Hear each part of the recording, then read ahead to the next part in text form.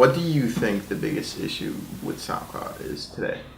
SoundCloud had a lot of potential when it came out a few years ago, and it was that everybody had the same opportunity to get their music out there and heard by the world. Whether you were a bedroom producer who did it for no money, no return, or you were someone in the studio who was making millions of dollars a year, no matter what your background was, you could put your music onto SoundCloud and anybody who had the link could listen to it. That potential was that anyone had the chance to get their music out there. You know, people who produced in their bedroom, people who didn't have any equipment besides music software, people, and then also the people in the studio. Like, everybody had the same equal opportunity to get their music out there. Are you seeing any monetary results from using the site? Not really. It's pretty hard to make money through SoundCloud. It's almost impossible. They don't pay artists, but if you put your music up on iTunes or Bandcamp, for example, you'll start to see like minimal returns. But I didn't really see much of that, even though I was receiving over 100,000 plays on some songs and thousands of likes. I wasn't seeing any money in my pocket. And SoundCloud they're good at taking your money, but they don't really give it back at any point.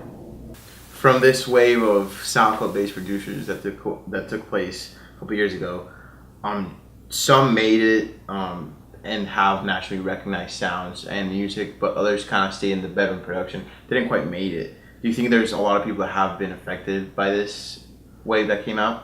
I think so, for sure. I think that SoundCloud, being its original intent was to just put your music up on a website and have anyone listen to it. A lot of people saw their work going from just a bedroom production to a full-blown studio operation with real people trying to buy your music. And it was an exclusive wave. Like, not many people were able to catch it. And I think that the people who did are doing very well now. They're producing for big names. Their music is being recognized by everyone. Like Kaytranada, for example, someone who started posting songs on SoundCloud, and then one day he's producing for Chance the Rapper. Like, SoundCloud gives people that opportunity, but they have to be willing to work extremely hard to get their music past SoundCloud. Because it's kind of a trap. Like, once you're there, you don't want to leave, but you know you can do bigger things than SoundCloud.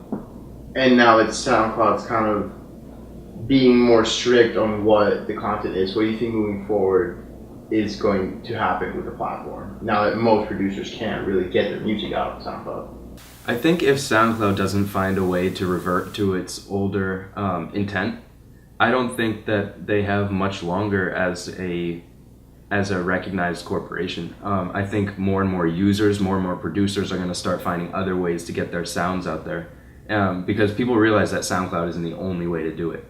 And I think that the sooner they realize that, I think the better, because iTunes, Bandcamp, any of these other websites that allow people to purchase your music, at least you're starting to see some kind of return from your music rather than SoundCloud.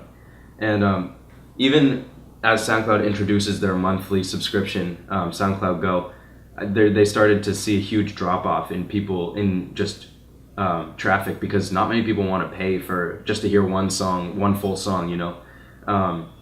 And I think that as SoundCloud progresses, as the years pass, I think they'll see less and less of a following, less and less return as a company, and until people start finding other alternatives to the website as a whole.